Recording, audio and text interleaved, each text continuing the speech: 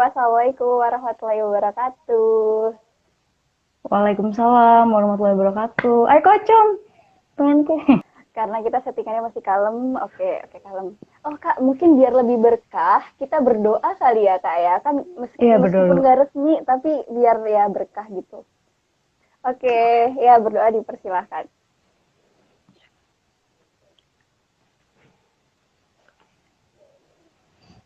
Amin. Oke. Amin. Ya, Kak Eli, sebenarnya makasih banget Kak Eli udah mau meluangkan waktunya. Halo Kak Fadrian, Vini dan lain-lain. Coba kita Halo. mulai dulu ya. Sambil nanti sapa-sapanya mungkin sambil nanti. Oke, sebenarnya makasih banget Kak Eli dan Kak Bagas yang ada di supporting systemnya udah meluangkan waktunya untuk malam ini gitu. Jadi ini sebenarnya teman-teman apa ya kayak momen refreshingku juga gitu ya karena dari rutinitas terus butuh nih sesuatu butuh dengerin cerita orang butuh asupan lain kayak gitu selain rutinitas atau aktivitas biasanya. Nah Kak Eli ini kalau misalnya boleh cerita sedikit gitu teman-teman, Kak Eli ini salah satu penggerak di desanya kayak gitu.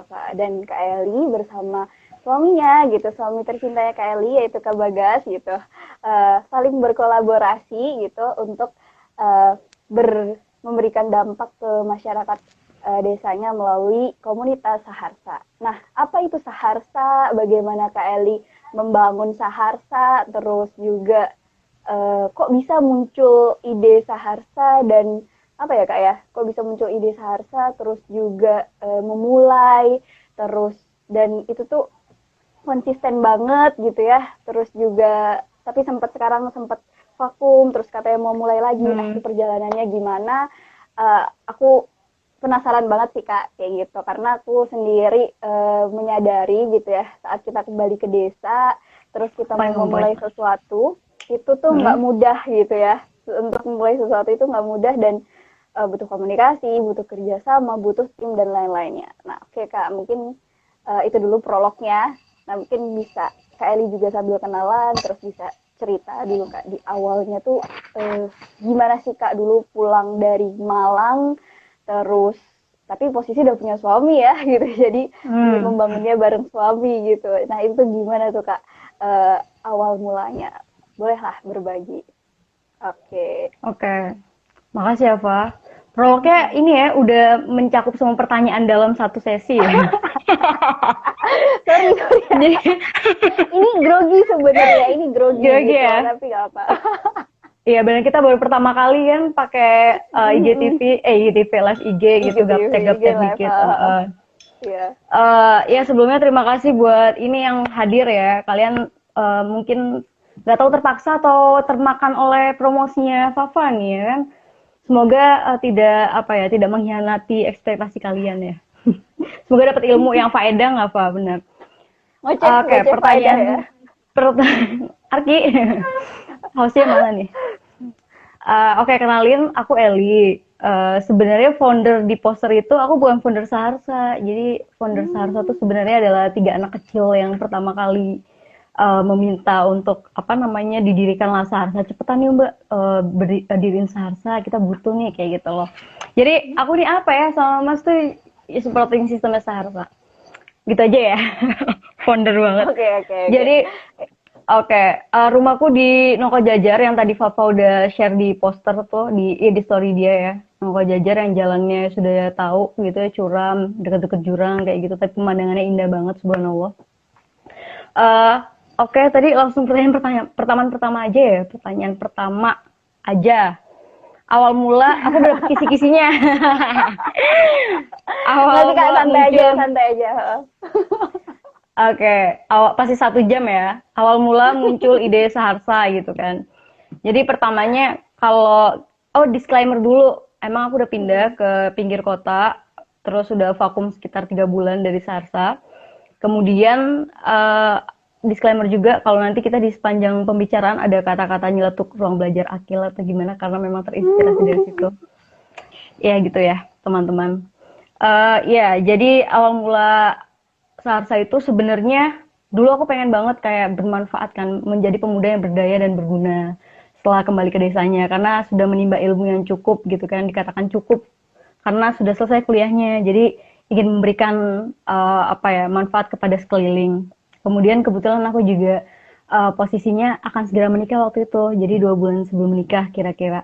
Dan di situ kan menikah tuh juga pengen jadi ibu yang apa ya, yang bisa membimbing anaknya atau mendampingi dia belajar kan. Makanya kita belajar dulu sama anak-anak orang lain dulu gitu. Terus juga nanti kan sembari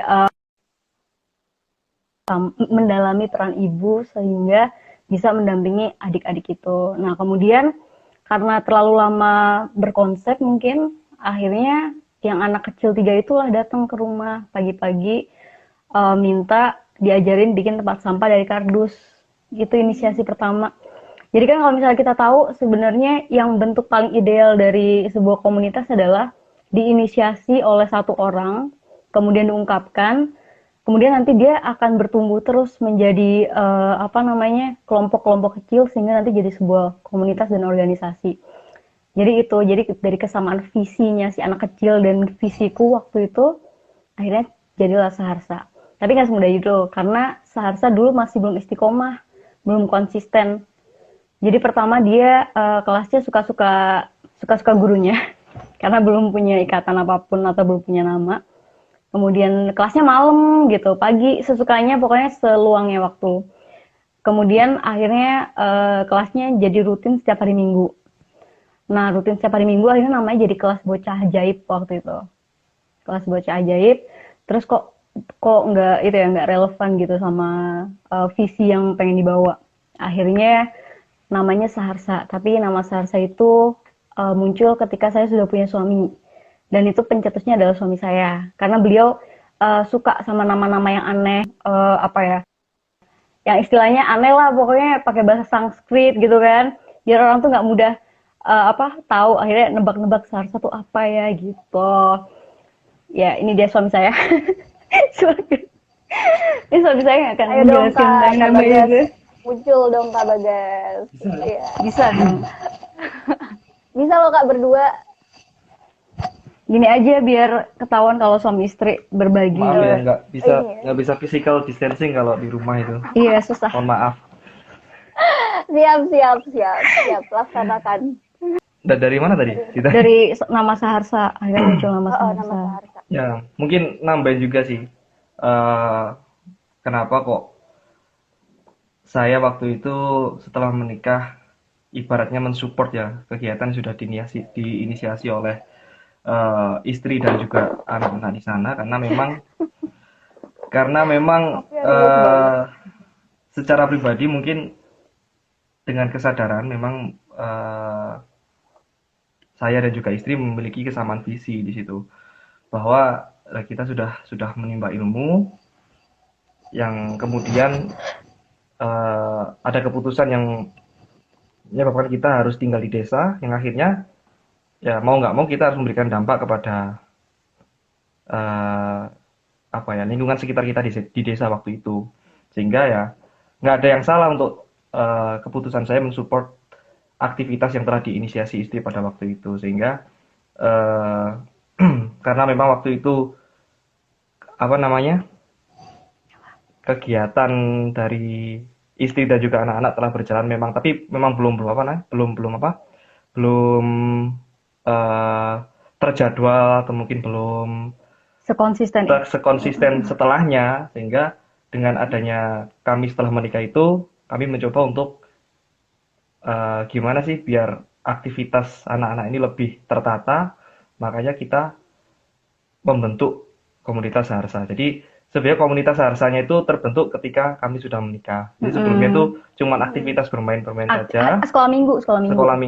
Oh, minggu. Dan kemudian istilahnya ditertibkan setelah kami menikah. Jadi, terus perihal kenapa namanya Saharsa. Jadi hal itu saya lihat pencetusan nama itu saya lihat karena saya mengamati setiap aktivitas yang dilakukan oleh anak-anak ini ketika berkegiatan bersama gitu. Berkegiatan bersama itu maksudnya berkegiatan dengan kami di hari Minggu, bahwa mereka itu setiap kali datang itu dengan perasaan gembira, kelihatan banget kok. Setiap hari Minggu mungkin ya karena momen pada waktu itu pas banget itu masih gini. Anak-anak ini rindu dengan sekolah karena Sebenarnya belum COVID sih, Nggak, belum. udah mulai COVID sih.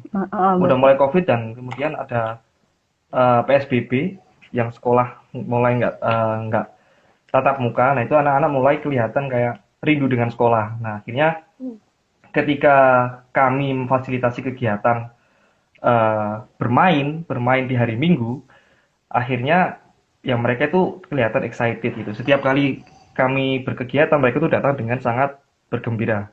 Kelihatan banget dari teman-teman ini. Akhirnya dari situ yang awalnya kegiatan bermain sambil belajar ini tanpa nama atau mungkin namanya waktu itu celetukannya adalah kelas Kelas bocah bocah ajaib. ajaib, akhirnya agar lebih apa ya, Sopan lebih sopan, akhirnya dan lebih aneh. kita berikan nama yang sesuai dengan apa yang saya amati tadi, yaitu yang ada artinya gembira. Makanya saya mencari sebuah arti nama yang artinya gembira, yaitu Saharsa itu sih. Tuh. Bahasa Jadi Sanskrit Saharsa ya. itu Karena memang artinya gembira ya. Saharsa mm-mm, artinya gembira. gembira. Oh, Gembira. oke. Tapi kalau yang kita maknai definisi operasional Saharsa, Definisi segala operasional aktivitas yang kita ya benar kan, segala aktivitas yang ada di dalamnya belajar atau bermain itu dilakukan dengan bergembira kayak gitu. Jadi kita nggak ada beban untuk melakukan sekolah pada hari Minggu itu gitu sih. Jadi di dalamnya semua harus bergembira dulu karena tujuan utama kita untuk mengadakan ini adalah kesadaran mereka belajar. Gimana caranya mereka sadar? Mereka harus gembira dulu gitu, harus menyenangi apa yang mereka lakukan. Baru nanti muncul kebutuhan itu dan kesadaran untuk belajar. Karena mereka udah senang gitu sih. Klise ya? Nggak apa-apa sih, emang klise tuh bener. Suka bener ya sih?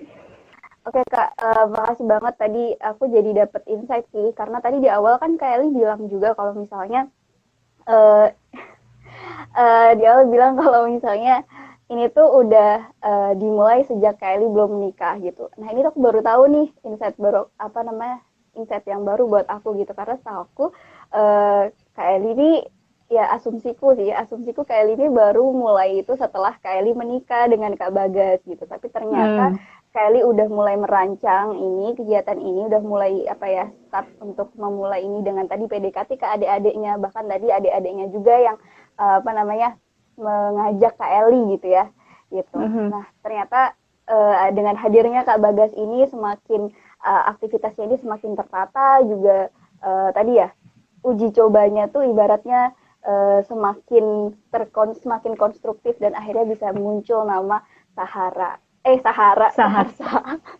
Lagu ya. Saharsa enggak itu tokoku soalnya. Oke. Ya, Kelly. Iya. Aduh, jaringanku kan Kak. Nah, Ya, tadi kamu kan habis ini ya Kak ya, udah muncul brainstorming, terus akhirnya udah tertata nama Saharsa ini. Nah, gimana sih Kak cara Kak Eli ini bisa mengkomunikasikan ke masyarakat kayak gitu? Ini ada lighting bentar ya. Oke. Ya, jaringanku ini udah stabil belum Kak? Amin ya, aman Halo? ya. Halo? Aman. Pesertanya ya. juga makin banyak. Nah, gimana setelah tadi udah tertata aktivitasnya, terus mengkomunikasikan aktivitas itu ke masyarakat gitu. Karena yang aku lihat juga sampai ada aktivitas yang bawa ibu-ibu gitu. Terus juga kayak ibaratnya kayak festival keluarga gitu ya, yang menghadirkan ibu dan anak-anaknya kayak gitu. Nah, menurutku itu pencapaian yang besar banget sih gitu. Karena aku sendiri maksudnya juga mencoba gitu ya di komunitasku sini itu tuh nggak mudah kayak gitu. Jadi keren banget sih Kak Bagas sama Kak Eli udah bisa sampai situ. Mohon maaf itu rame banget ya di bawah. Halo. Ini mereka sebenarnya pengen diundang. Halo. Iya ya. Guys, love you too guys. Halo, kangen banget. Tak settingan. Sama istrinya tuh Kak Davin. Oh iya, sama istrinya. Oke. Siap. Oke, itu sih Kak mungkin. Oke. Jadi kalau misalnya kita belajar dari skripsiku yang di RBA dulu, kan sebenarnya ada teori insider sama outsider. Nah, kebetulan aku tuh insider. Dimana kalau insider tuh di Desa Belarang tuh kan maksudnya orang dalam sendiri gitu ya. Nah, orang dalam ini paling mudah sebenarnya karena udah dapat kepercayaan dari awal. Kemudian itu pintu masuk. Nah, aku juga memahami ada 3 pintu masuk sebenarnya dari Dandi Laksono. Waduh. Jadi 3 pintu masuk. Yang pertama apa namanya, pemuka agama atau tokoh di situ lah, tokoh di masyarakat. Kedua ada komunitas, ketiga ada karya gitu. Jadi gimana caranya kita bisa membangun trust atau rapport kita ke masyarakat, yaitu dengan 3 itu. Nah, dengan 3 itu, untungnya, alhamdulillahnya aku punya privilege, selain aku insider, beberapa anggota keluargaku itu juga termasuk tokoh di sana gitulah. Dan mereka sudah melakukan kegiatan sosial jauh banget sebelum aku lahir, ya kan. Jadi dengan privilege itu sangat mudah sekali untuk memasuki masyarakat.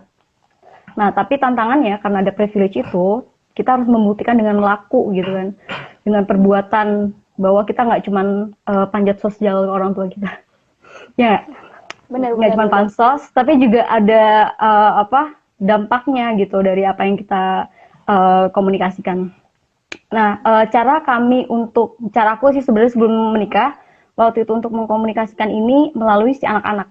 Jadi mulai dari cinta lingkungan melalui pembuatan sampah dari kardus itu, tempat sampah dari kardus. Nah, mereka itu menjadi brand advokat atau sebenarnya mereka yang menceritakan ke orang tuanya mengenai apa yang mereka dapat. Dan orang tuanya yang akhirnya datang ke aku gitu. Jadi perantaranya atau kalau di RB itu kolaboratornya itu si anak kecil gitu. Maksudnya dia pintu juga kepada orang tuanya gitu. Jadi nggak pure bener-bener aku nampang ke orang tua, tapi memang orang tua aku maksudnya, tapi memang ada laku. Nah kebetulan pas ada suami itu makin solid gitu. Dan kemarin kegiatan yang kamu bilang sama orang tua itu dikrecek. Itu piknik Saharsa yang sudah dinanti-nantikan karena memang orang tuanya tuh ingin ikut berkegiatan bersama Saharsa kayak gitu. Itu pun lama ya karena dia udah di minggu-minggu terakhir kan, Fa. Jadi kan di Saharsa tuh tiap minggu upload itu. Nah di minggu terakhir baru akhirnya terlaksana itu piknik itu karena konsepnya mereka ini biasanya piknik itu ya senang-senang. Kalau misalnya renang aja orang tuanya nggak ngapa-ngapain misalnya gitu. Nah, kami berusaha karena jebolan pesantren Ruang Belajar Akil. Jadi, kami berusaha untuk agar aktivitas ini tuh nggak dolanan gitu. Nah, buat membuat rencana itu cukup panjang karena kami melibatkan orang tua yang biasanya nggak kami libatkan seperti itu.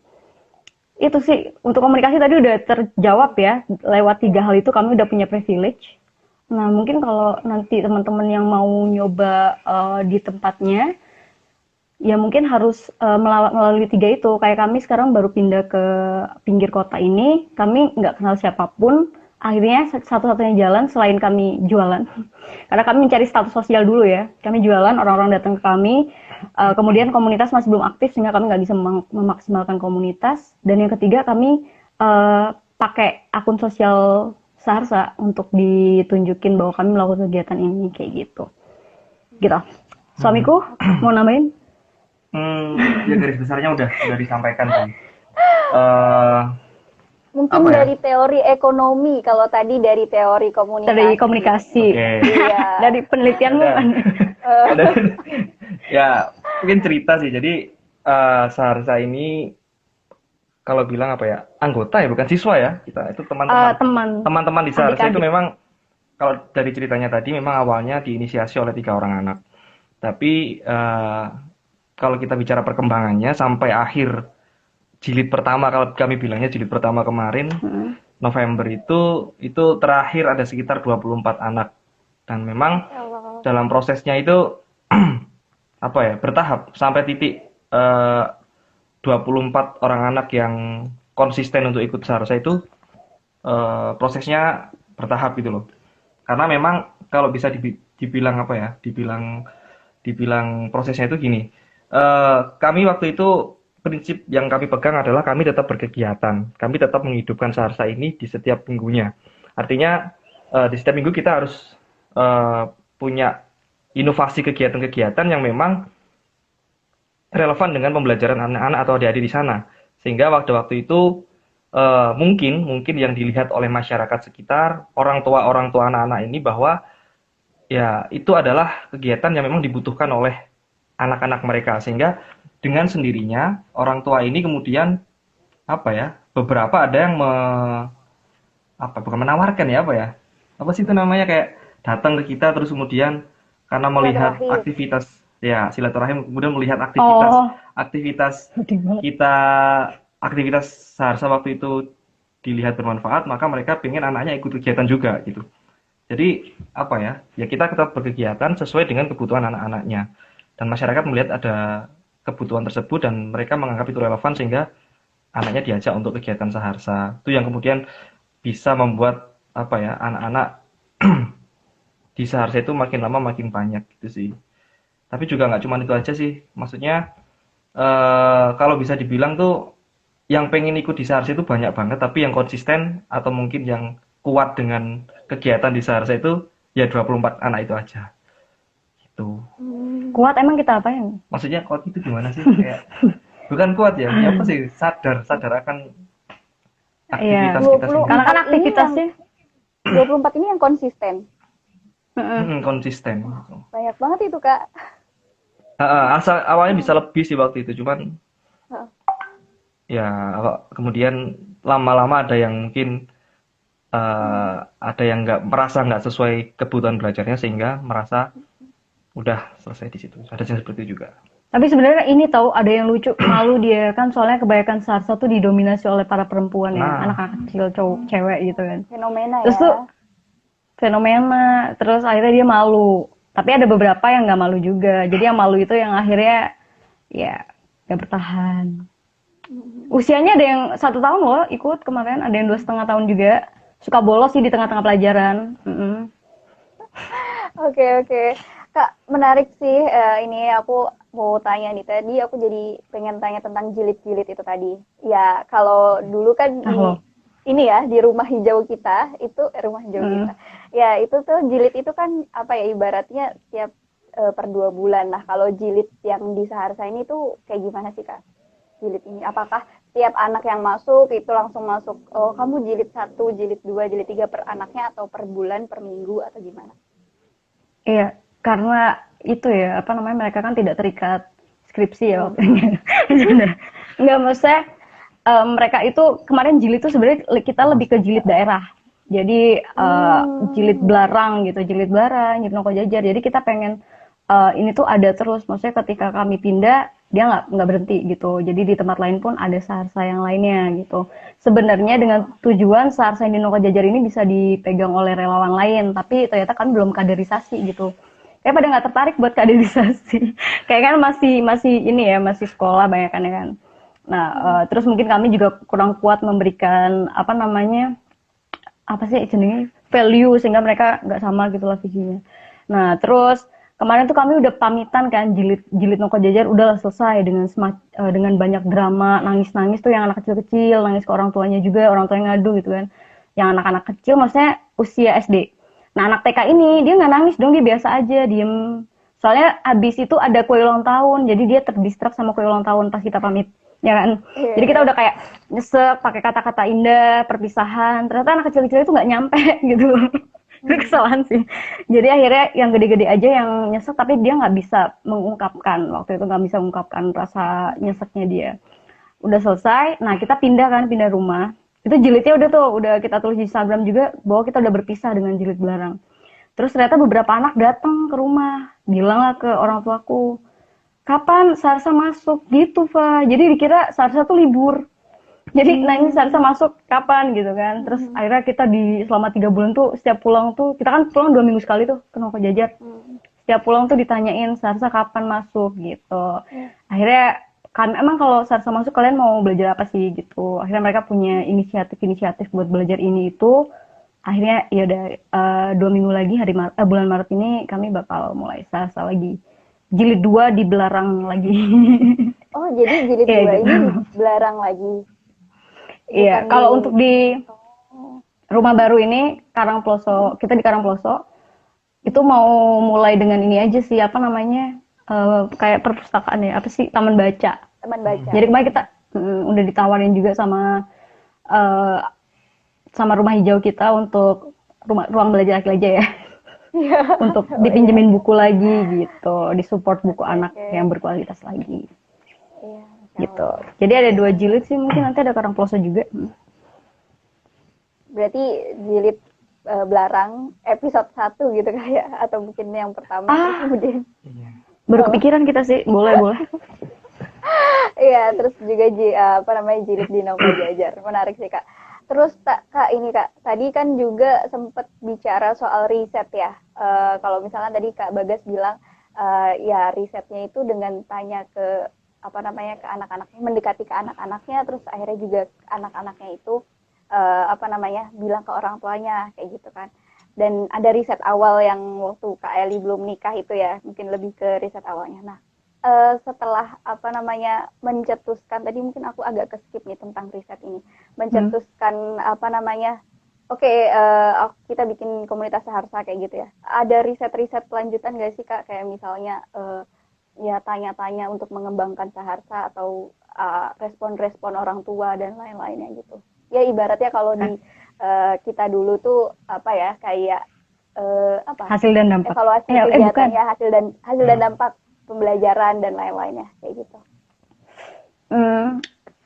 Jadi kami kan ada grup Saharsa ya di WhatsApp. Itu diinisiasi sama anak-anak kecilnya sendiri. Jadi awalnya kami nggak bikin grup kan.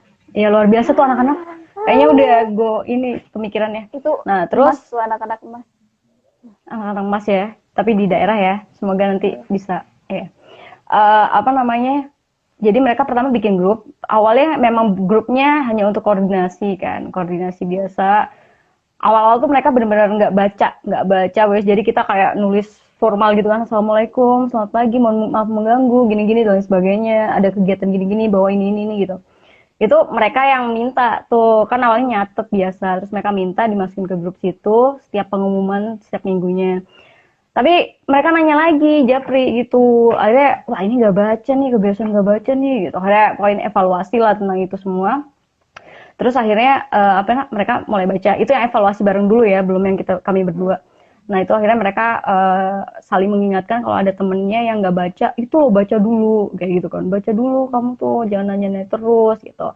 Terus mereka orang tuanya setelah kegiatan, kayak misalnya mereka waktu itu terakhir foto produk tahu ya Papa ya. Nah yang kemarin itu kami nanya, tadi anak-anaknya kalau misalnya udah pulang dari Saharsa tuh cerita-cerita nggak sih sama ibu-ibu gitu, apa sih diceritain sama anak-anaknya gitu.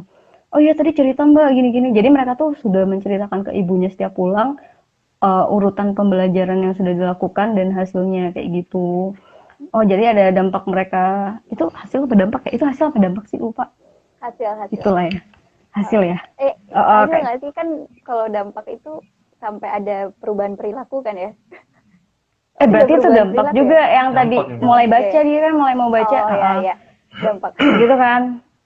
Iya, terus lebih kalau misalnya kita ke orang tuanya, kita nanya itu ketika anaknya nggak megang HP. Soalnya anaknya sama orang tua itu megang satu HP. Gimana kita tahu anaknya nggak megang HP? Karena waktu itu kita nanya pas anaknya sekolah gitu, atau pas malam pas anaknya tidur.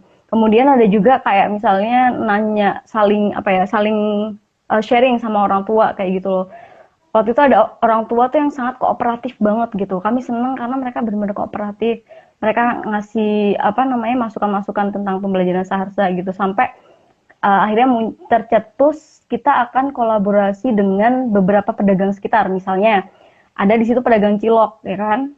Nah, sama puding sedot gitulah. Kita mau dia jadi mentornya, mentor sih ya, fasilitatornya anak-anak ya. Jadi terus ada anak SMP yang jago tari, kita mau ngajak mereka gitu. Itu masih kita tulis bareng sama anak-anak, karena itu dapat idenya dari orang tua dan juga anak-anaknya. Akhirnya itu belum terlaksana, kita udah perpisahan dulu kemarin ya. Nah kalau misalnya soal dulu evaluasi itu gini Pak. Partisipatif. Oh ya, partisipatif. Benar-benar. Jadi nggak cuman ngebiarin kita sebagai kayak tempat les gitu. Ada sih satu kejadian yang ngira kita tuh tempat les. Waktu itu ibunya minta tolong kita buat anaknya diajarin baca gitu. Terus kita jelasin konsep Saharsa seperti apa. Terus ibunya nggak balik lagi gitu. Berarti itu kan belum sesuai sama kebutuhan belajarnya. Kalau misalnya riset pengembangan apaan kita mas? Risetnya observasi ya? Kalau bicara risetnya, lebih ke bagaimana kita menyusun aktivitas pembelajaran di tiap minggunya sih, Pak. Jadi kalau mungkin dilihat dari aktivitas pembelajaran Saharsa itu memang benar-benar kami sesuaikan dengan kebutuhan mereka. Sebisa mungkin kami sesuaikan dengan kebutuhan mereka. Contoh, eh, yang kemarin itu, yang paling kelihatan tuh contohnya gini. Em, di sana, di Belarang itu kan, apa ya namanya, bisa dibilang mayoritas mayoritas dari masyarakatnya adalah petani dan juga peternak gitu ya. Tapi eh, dari apa yang kami lihat di situ memang awareness anak-anak ini terhadap kegiatan bertani itu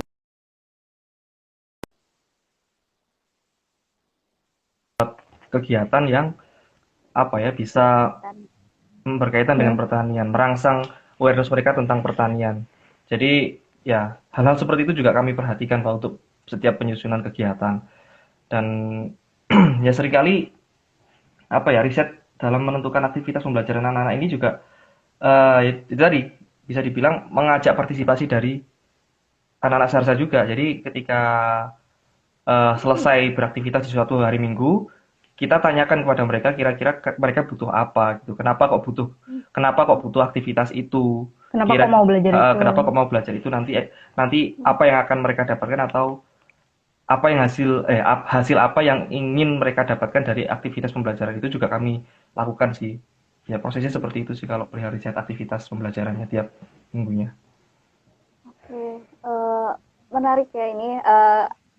Apa namanya, bahkan ada ini ya, aktivitas pembelajaran yang berkelanjutan gitu. Tapi ini aku mau nanya nih Kak, apa bikin Kak Bagas masih bikin yang terstruktur gitu kayak biasanya dulu?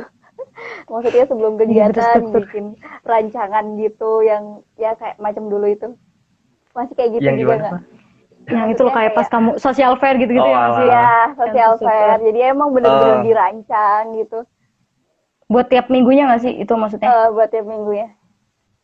Berarti Buat apa tiap namanya, minggunya ya bikin nggak? weekly learning plan kayak gitu, rancangan kurikulum gitu, masih Nah, ya? itu jadi PR tuh kemarin, Pak. Soalnya kita Oke. sudah punya apa ya? Rancangannya bareng sama Rancangannya, anak kecil-kecil gitu loh. rancangan bareng sama anak-anak Jadi di kecil. buku gede gitu, Pak. Terus Kayak kemudian nanti Hmm. disusun ini di minggu apa sesuai dengan urutannya gitu. mm, Itu ada juga, tapi nggak serigid yang di RPA RBA. kalau boleh jujur ya. Tapi kecuali kalau yang kegiatan-kegiatan gede yang Project yang project dua yang project terakhir, project kayak project gede kayak pameran 17-an 17-an sama sama piknik yang krecek piknik itu memang itu. benar-benar kami susun dan kami melibatkan teman-teman pemuda yang ada di sana juga gitu sih. Tapi kalau yang untuk pembelajaran mingguan, sementara kami susun bersama anak-anak, kemudian untuk penjadwalannya disesuaikan oleh konten dari setiap pembelajarannya tadi. Tadi tetap belajar dulu sih kita, jadi Mm-mm. ada pembelajaran itu aja. Cuman emang nggak serigid itu karena emang relawannya dua. Jadi Oke. ngobrol gitu ya. Mm-mm. Iya. Oh ya Tapi harusnya Kak, memang ada gituan ya.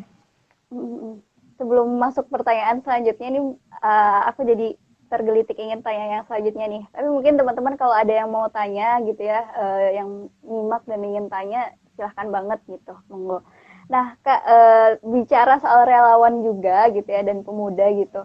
Tadi kan relawannya ada dua gitu kan, dan ini juga ibaratnya tadi judul kita itu tuh pemuda pulang ke desa bisa apa kayak gitu ya. Nah, bicara soal pemuda gitu, gimana sih Kak keterlibatan pemuda di daerah situ gitu, terus komunikasinya Kak Eli dan Kak Bagas ke daerah situ. Mungkin kalau aku bilang ya, privilege-nya Kak Eli ini saat Kak Eli udah punya rencana untuk desanya Kak Eli, terus ada sosok gitu ya yang udah satu visi misi, terus bisa support penuh, itu nikmat banget sih Kak gitu. Dan apa namanya, karena memang berjalan apa namanya sendiri gitu ya ketika tidak punya visi misi di sekitar yang sama itu emang akan jadi tantangan tersendiri kayak gitu.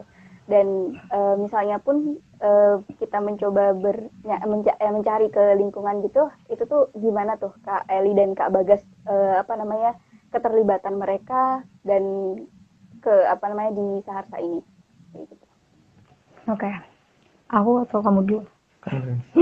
Jadi pertama memang belum terlibat sama sekali ya. Justru kita yang membantu itu dari orang tua si anak umur 2,5 tahun gitu. Jadi sambil jaga anaknya sambil bantu untuk nemenin adik-adik gitu ya. Jadi dari satu ibu itu aja yang selalu nemenin. Nah, itu pemuda juga sih sebenarnya. Nah, kalau pemuda yang mungkin Fafa maksud itu ya tadi ya ada komunitas dan anak-anak muda sekeliling yang masih belum berstatus menikah. Itu awalnya sebenarnya gampang, cuman kayaknya mereka sungkan gitu loh. Jadi budaya sungkan tuh kayak masih ada. Dan juga mereka punya aktivitas lain. Jadi kami waktu itu cuman bisa ngajak mereka di dua proyek besar. Itu pun mereka ini mau gitu untuk kerja berhari-hari ya. Kita berapa hari sih? 3 hari, 4 harian 4 gitu. hari. Mereka mau sebenarnya, cuman memang komunikasi yang dilakukan itu memang didatengin banget gitu loh. Karena kan maklum ya, aku baru tinggal di Belarang itu yang paling lama ya kemarin pas nikah itu 10 bulanan, itu paling lama gitu. Karena biasanya ya berapa minggu gitu kan, nggak sampai bulan. Sehingga aku pun wes gak begitu berkomunikasi intens kecuali sama saudaraku. Nah, pintu masukku adalah lewat saudaraku yang besar, kecil sampai besar di Belarang. Jadi mereka yang bantu aku buat connect sama pemuda sekitar kayak gitu. Karena pemuda sekitar ini masih yo asing, soalnya dulu waktu aku pindah nggak di Nongko Jajar itu mereka masih kecil. Jadi gapnya tinggi gitu. Makanya mereka ada rasa sungkan. Nah, terus akhirnya komunikasinya dibantu oleh adik-adik kami, adik sepupu gitu. Akhirnya mulai terkumpul lah. Nah, itu bukan pemuda Karang Taruna. Karena Karang Taruna di tempat kami masih vakum kayak gitu, belum ya gitu, masih vakum. Jadi kita pemuda-pemuda yang memang sekeliling aja sekitar. Jadi nggak banyak, pernah aja proyek yang lumayan gede itu cuman berapa mas? Berapa sih? 7. 7 orang gitu. Kami nggak melibatkan banyak. Soalnya memang kami mencari yang benar-benar stay dan mau gitu, yang visinya sama. Komunikasinya ya tadi lewat pintu si adik itu. Orang tua. Jadi kami adik yang adik, saudara. Ya mungkin itu sih faktor utamanya yang menghambat untuk teman-teman pemuda di sana untuk terlibat di Saharsa adalah ya sungkan tadi, karena ya budaya sungkan itu masih lekat di sana. Apalagi ditambah kayak seakan-akan Saharsa itu miliknya Mas Bagas dan juga Mbak Eli. Sehingga mereka kayak secara nggak langsung ingin berpartisipasi aktif atau mungkin menawarkan diri untuk aku tak melok aktivitas Saharsa gitu ya. Itu bahkan mungkin sungkannya lebih berat, tingkat sungkannya lebih kuat gitu loh, sehingga ya mereka enggan gitu untuk mepet-mepet ke kita, ke kami. Nah, tapi kalau kita bicara kemauan mereka untuk berkegiatan, saya rasa cukup mudah. Hasilnya cukup mudah itu ketika kami tawarkan untuk ayo kegiatan bareng sampai Saharsa, kami butuh relawan. Ya mereka dengan senang hati berpartisipasi gitu. Ya all out juga ya bisa dibilang ya. Iya, karena mereka kan sebenarnya jiwa relawan, Pak. Jiwa relawan Kamu kalau juga tahu oke. di desa-desa kan ini ya, mulai kecil tuh diajarin biodo tau nggak? Gotong royong. Gotong royong. Apa sih Biodo. namanya? Kalau di sana biodo, biodo. Iya, Jadi iya. Ada kok biodo. Ada ya kan? Jadi Sama sebenarnya jiwa relawan biodo itu ada. tuh kayak yang di Manten itu nggak sih biodo? Iya benar-benar. Iya sih, sama relawan lah pokoknya sebenarnya orang-orang Iya. sana tuh relawan lah orang sana. Aktif kok kalau bisa dibilang mereka itu aktif. Bahkan kalau bisa dibilang mereka itu butuh berkegiatan yang demikian, butuh Serius menyalurkan apa yang mereka miliki untuk dibagikan ke orang lain, itu butuh banget. Cuman memang kemarin wadahnya. Mungkin kami juga harusnya mengelola pembelajaran kayak yang RBA lakukan ya gitu. Cuman memang belum maksimal karena maksudnya nggak inisiasinya itu masih butuh waktu yang lama dan kami tidak menyanggupinya waktu itu kayak gitu. Sebenarnya kalau misalnya mereka diinisiasi dengan genah, terus misalnya dikasih transfer pengetahuan ketika kami mau pindah, mungkin mau ya. Nggak tahu, nanti bisa kita coba ya. Iya. Itu sih, Pak. Oke. Ini sih Kak, memang kalau aku juga belajar ya tentang remaja juga, emang karakteristik mereka tuh gitu, emang menarik diri gitu ya dari lingkungan gitu, dan emang butuh di ini banget, dikejar banget, ditarik banget kayak gitu. Dan emang sebenarnya kita yang butuh belajar mendekat, belajar gimana sih cara cari strategi yang tepat buat bisa komunikasi sama mereka. Dan tadi ya salah satunya mungkin kalau emang gap komunikasi kita yang jauh itu kan emang harus dibantu lewat perantara itu tadi ya. Oke. Ya berarti emang aku jadi dapat insight gitu, maksudnya hampir emang permasalahan atau fenomenanya itu juga nggak beda jauh gitu dari apa yang aku alamin kayak gitu. Oke, Kak, ini ada pertanyaan nih dari saudara, dari Om Arki, Arki Darmawan. Dari ini moderator. Moderator nih. Kenapa berpikiran untuk bikin komunitas di daerah asal dan ke depan harapannya gimana? Boleh cerita nggak Kak gitu? Gitu. Tadi nggak ada Bagus. Kaknya, boleh cerita nggak? Gitu. Itu boleh dong kita diundang ke podcastnya Mas. Kalau ini Oh, podcastnya masih episode Kak? kedua season 2, iya dia baru buka, kayaknya Oh, baru tersentil gitu. buka. Oke. Oh, ngoceh ya, namanya ngoceh. Baca berfaedah ya. Bisa Mas nanti japri aja ke suami saya. Ya, Ya, jadi mungkin bisa dijawab Kak. karena tadi maksudnya ketika kami menjadi relawan selama kurang lebih hampir 2 tahun ya, 1,5 lebih di ruang belajar Akil itu, kami benar-benar pertama aku ya, apa kalian? Sampean bisa nggak punya itu? Sama ya kami. 2 tahun Kami lebih saja ya. Kak. 2 tahun 2 lebih. tahun lebih, maksudnya kami di situ kan udah digembleng ya, kayak ya terus apalah Fafa juga soalnya. kita ya, semuanya nonton juga gitu semuanya. Duh. Jadi apa namanya di situ kan kita benar-benar dikasih tahu gitu bahwa sebaik-baik manusia adalah yang bermanfaat. Itu ngena banget dan waktu itu apa namanya bapakku sih terutama kayak merasa terpukul dengan beberapa anak sekolah yang dia sudah selesai sekolahnya tapi dia nggak mau berkontribusi gitu, dia masih menarik diri dari lingkungannya dan mereka itu tercenderung bener-bener gak yang nyapa masyarakat setempat, terus yang kayak sombong kayak HP untuk gitu-gitu loh, intinya bener-bener kayak isolasi diri lah. Nah, bapak di situ tuh merasa sedih kan. Terus karena itu juga salah satunya aku mau berkegiatan di desa. Yo aku soalnya gak pernah memberikan kontribusi apapun kepada desa selama aku lahir sampai baru kemarin aja. Jadinya itu sih alasan terbesar. Terus ada ilmunya, terus kalau ilmunya ada, kenapa tidak disalurkan seperti itu. Terus ada wadahnya, ada apa masyarakat yang membutuhkannya juga sudah disediakan gitu loh sama alam untuk diolah gitu, sama Allah disediakan Allah alam yang benar-benar berserta manusianya untuk sama-sama menjadi bermanfaat kayak gitu. Jadi itu sih yang paling apa namanya yang paling membuatku mau untuk melakukan ini gitu. Terus harapan ke depan sebenarnya mau ngajak si teman-teman yang ada di desa ini buat regenerasi terus, bahwa mereka itu punya hal yang bisa dibagikan, kenapa nggak dibagikan? Itu sih pengennya gitu. Cuman belum tahu prosesnya seperti apa, itu harapannya. Karena kan harapan terbaik ya kita berdua hilang gitu kan. Maksudnya itu milik bersama karena kita tidak pernah, karena ketokan tuh kelihatan banget. Kalau misalnya kita aja baru setahun ya, itu udah bener-bener lekat nama Sarsa itu identik dengan Mas Bagas dan Mbak Eli. Dan itu rasanya nggak enak kayak gitu. Pas kita pergi hilang kan Sarsanya. Gitu. Tapi kita nanti tak mencari ilmunya lagi dulu untuk akhirnya menjadi kayak gitu biar bisa di ya paham nggak sih? Aku belum sempat ngomong udah iya berarti kan udah paham ya. Oke. Itu dari aku Ki. Kalau dari Mas Bagas? Hampir sama sih karena memang visinya sama ya karena memang suami istri. Kita menikah karena visinya sama.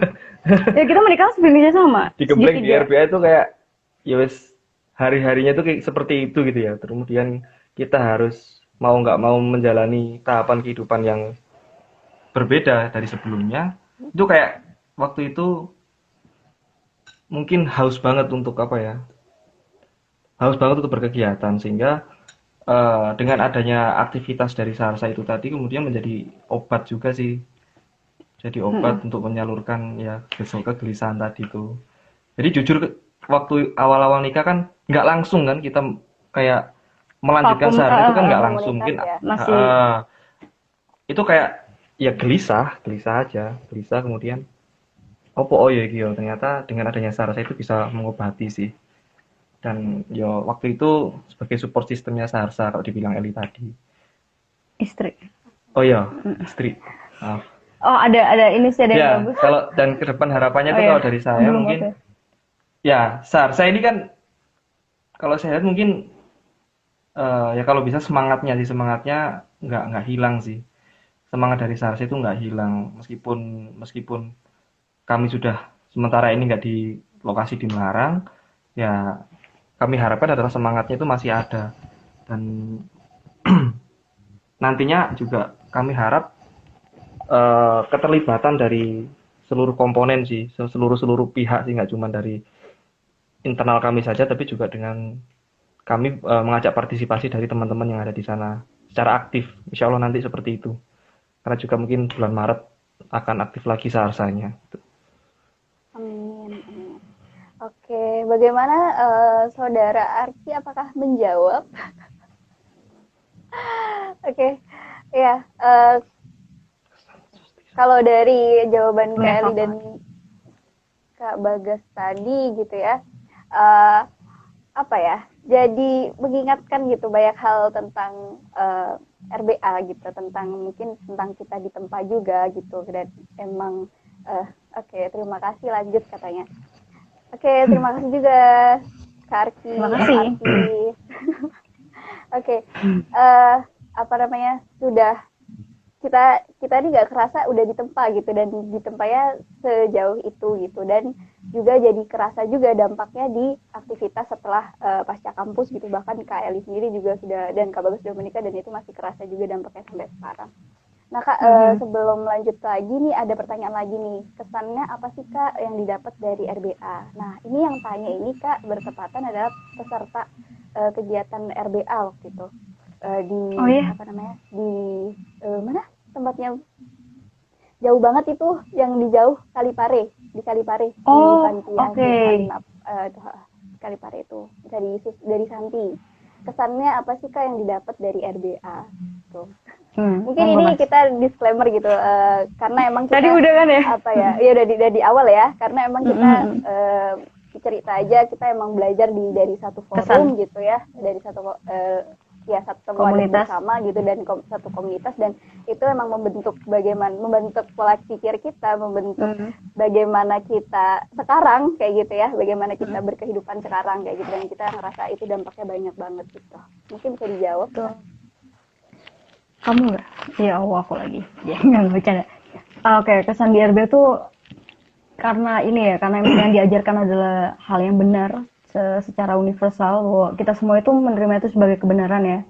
Sehingga pada fase apapun, baik itu ketika mengerjakan skripsi, menjadi relawan, bertemu masyarakat ketika menjadi relawan, kemudian lulus, dan juga menikah, itu semua masuk gitu. Jadi ketika kami belajar di RBA, mungkin pada satu fase kami nggak memahami itu, kayak ini apaan, kami nggak kayak gitu. Tapi ngotot kan, kami biasanya kalau orang nggak tahu itu kan, sok tahu tuh ngotot ya. Dulu saya gitu soalnya. Nah, akhirnya berontak. Tapi ketika kami mengalami sendiri apa yang dimaksud oleh waktu itu mentor kami, ternyata kami menyadari bahwa itu benar gitu. Dan kenapa selalu relevan, karena memang benar gitu. Kebenaran yang bukan mentor saya yang benar, tapi memang beliau apa sih? Tutup mentoring. Ya apa sih, Pak? Ya, memberikan sesuatu yang benar. Yang benar. Nah, begitu. Maksudnya gitu. Ya, maafin saya ntar salah lagi. Sehingga kami selalu berpegang pada itu, kebenaran itu gitu. Jadi kesannya, aduh, saya terkesan terus sampai saat ini, alhamdulillah. Soalnya relevan banget. Kalau misalnya teman-teman juga ngerasain kan pastinya. Dan apa ya, kayak misalnya sudah diberikan bekal dunia akhirat menulu rasanya kayak gitu. Jadi kami bukan cuman diajarin dunia, pelajaran tuh kayak seolah hal yang sangat simpel, tapi ternyata itu mendalam, karena agama itu tidak dipisahkan, tapi menjadi bagian dari kehidupan sehari-hari gitu. Ya saya sampai tobat gini loh, dulu nggak gini saya. Urip itu Kak, kalau nasihat waktu aku pamit itu, urip iku ora sah renorno. Urip iku ora sah renorno. Gitu. Kak Bagas emang ini gitu ya? Apa artinya Pak? Enggak lah. Hidup itu nggak usah neko-neko ya, nggak usah macem-macem ya. Gimana Kak? Ini yang asli, ya di Jawa juga sih, yang ahli Jawa, ahli bahasa Jawa. Ya, monggo Kak Bagas, ini dari tadi ditanya, bentar. Kak Bagas kok diem aja gitu. Oh iya ta? Kita jawab aku, Davin. Siap sih, wawancara Davin, Mas. Ya, kalau dari saya mungkin kegiatan, maksudnya beraktivitas di RBA itu memang bagi orang yang nggak paham, kesannya adalah di RBA itu kegiatannya capek, kemudian karena yang dilihat adalah waktu itu di RBA untuk kerjakan skripsi, maka yang dilihat hanyalah skripsinya selesainya lama gitu. Tapi bagi pribadi yang menjalani secara langsung aktivitas secara keseluruhan di RPA ya apa ya kami mendapatkan pembelajaran yang luar biasa banyak gitu, nggak cuman tentang skripsi tok gitu, pembelajaran tentang kehidupan, bagaimana kita menjalani kehidupan dengan benar, prinsip-prinsipnya pun kita juga belajar secara prakteknya di RPA, dan itu sampai pada akhirnya pada titik ini tuh kami secara pribadi memaknai bahwa itu bekal yang luar biasa yang difasilitasi oleh RPA untuk bekal kami menjalani kehidupan tahap selanjutnya gitu. Itu sih yang mungkin nggak semua orang lihat, yang sangat berkesan bagi ya kita semua yang belajar di RPA. Itu sih, Pak. Iya. Ini loh Pak, kalau Oke. tahu tujuan besarnya, kamu bukan merasa lelah tapi merasa nikmat gitu menjalankannya karena kamu tahu tujuan besarnya. Tapi kalau nggak bisa ngelihat ya memang jatuhnya lelah gitu. Gitu.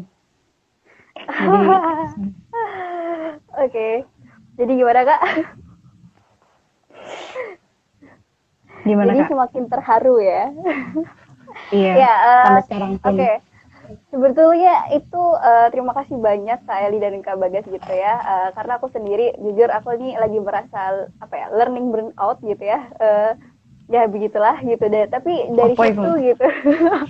Jadi apa ya? Jenuh gitu ya. Apa ya kayak bukan jenuh ya, kayak gitu. Riweuh gitulah sama belajar gitu sehari-hari gitu.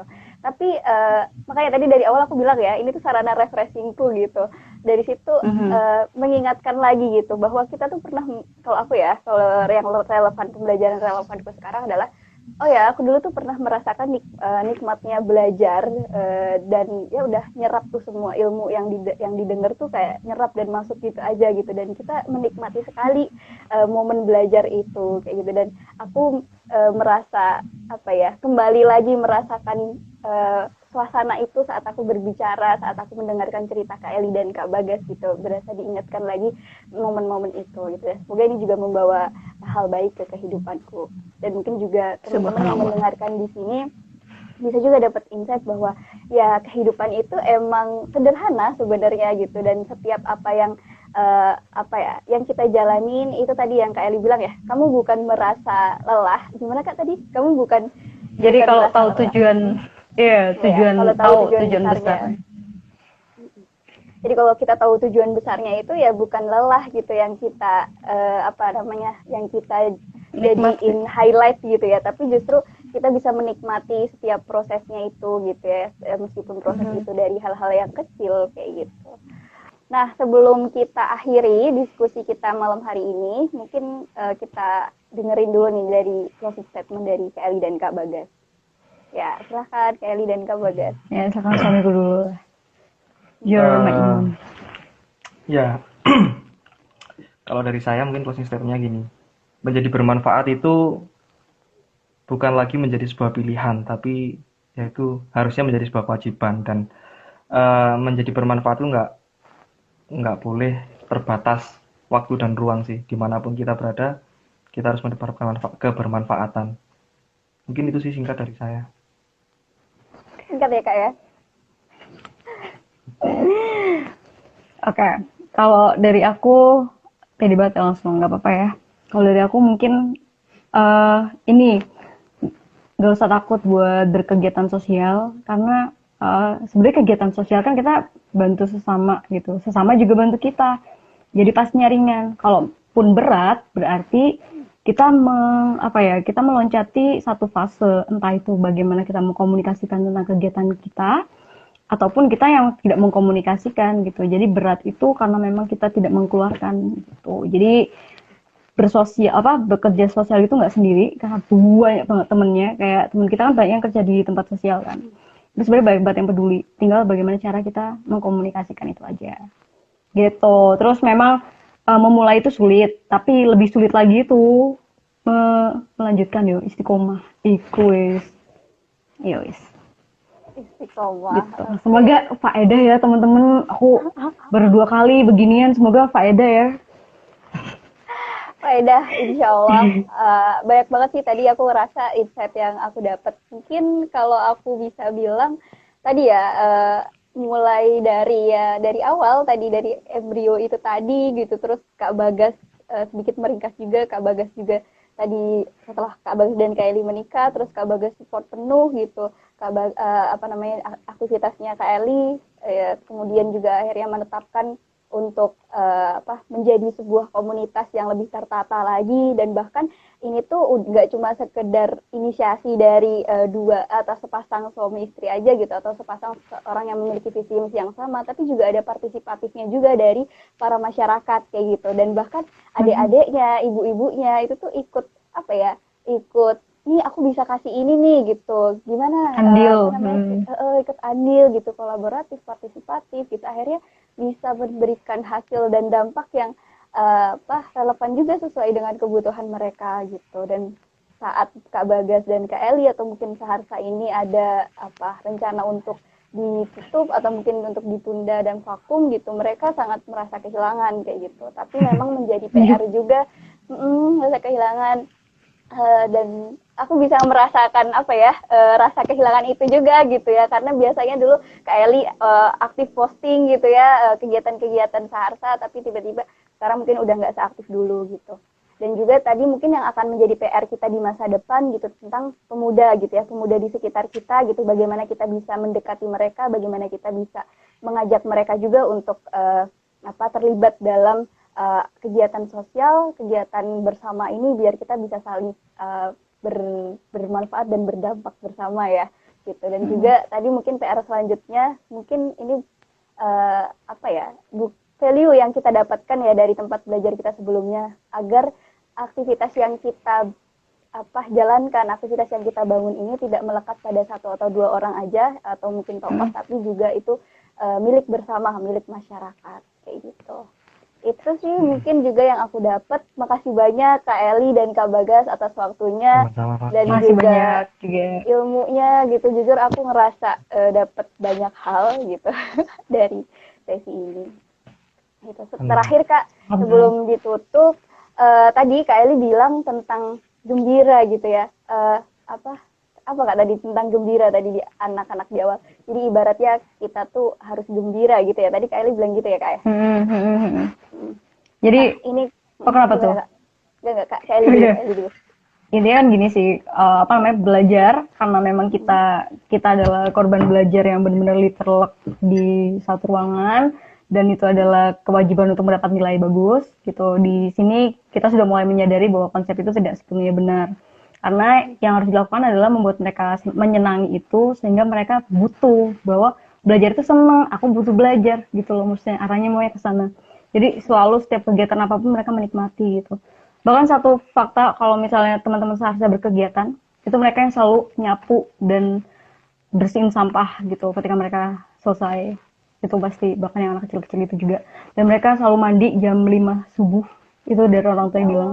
Hari Minggu jam 5 subuh mereka udah mandi dan selalu datang. Harusnya kan kita masuk jam 8 ya, karena kesepakatan. Mereka datang jam 7. Makanya kita ajarin buat ada on time, in time, sama off time. Kalian yang mana gitu. Soalnya mereka bener-bener se-excited itu, dan mereka selalu menjemput temannya untuk datang biar tidak terlambat gitu. Oke, ya tadi dari gembira, maaf ya Kak ya, tadi dari gembira itu tadi Kak, aku jadi keinget gitu waktu kemarin kuliah psikologi transpersonal, belajar tentang itu tuh dosennya itu bilang gini nih, kayak bahagia dan sehat itu kewajiban gitu, kewajiban bagi diri kita, bahagia dan sehat gitu, karena gimana kamu bisa memberikan sesuatu ke orang lain, bagaimana kita bisa menyebarkan kebahagiaan dan ya menjalankan aktivitas atau bermanfaatkan ke orang lain kalau kita nggak sehat dan bahagia. Jadi ibaratnya sehat dan bahagia itu kewajiban bagi diri kita. Jadi ya semoga kita bisa membawa aktivitas pembelajaran bagi diri kita dan orang-orang di sekitar kita itu untuk menjadi aktivitas yang gembira, bahagia, dan membahagiakan. Terakhir kali, makasih banyak lagi Kak Eli dan Kak Bagas. Semoga bermanfaat.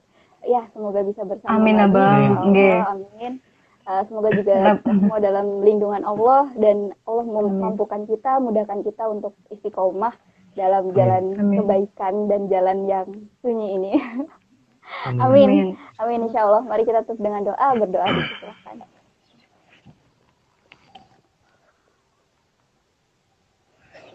Ya, alhamdulillah. Terima kasih teman-teman yang sudah menyimak dan hadir sampai akhir ini. Terima kasih lagi. Wassalamualaikum warahmatullahi wabarakatuh. Assalamualaikum warahmatullahi wabarakatuh. Terima kasih, Papa.